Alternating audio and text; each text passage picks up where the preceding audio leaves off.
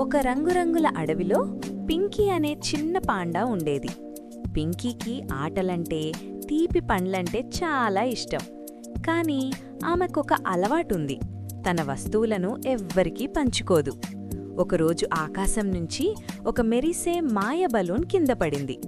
అది ఎరుపు, పసుపు, నీలం రంగులతో ఎంతో అందంగా మెరిసింది.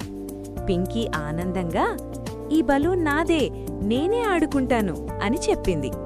ఆమె స్నేహితులు కుందేలు, కోతి, పిట్ట వచ్చి, "పింకీ, మేము ఆడుకోవచ్చా?" అని అడిగారు.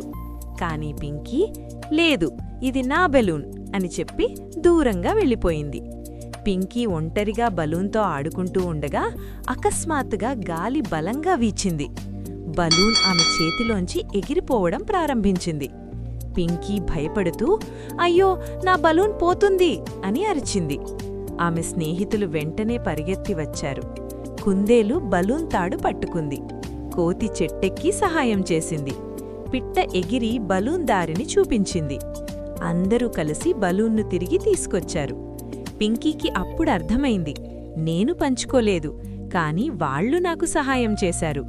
ఆమె చిరునవ్వుతో, "క్షమించండి స్నేహితులు, ఇకపై నేను పంచుకుంటాను" అని చెప్పింది. అందరూ కలిసి బలూన్తో ఆనందంగా ఆడుకున్నారు. పింకీ అప్పటినుంచి పంచుకోవడం నేర్చుకుంది. అప్పుడు ఆనందం ఇంకా ఎక్కువైంది. పంచుకుంటే ఆనందం పెరుగుతుంది. స్నేహితులతో కలిసి ఆడితే మరింత సరదా. పిల్లలు, మీకు ఈ కథ నచ్చితే దయచేసి మా ఛానల్ని సబ్స్క్రైబ్ చేయండి. ఈ కథను మీ స్నేహితులతో, మీ అన్నాచెల్లెళ్లతో షేర్ చేయడం మర్చిపోవద్దు. ఇంకా మంచి కథలతో మళ్ళీ కలుద్దాం.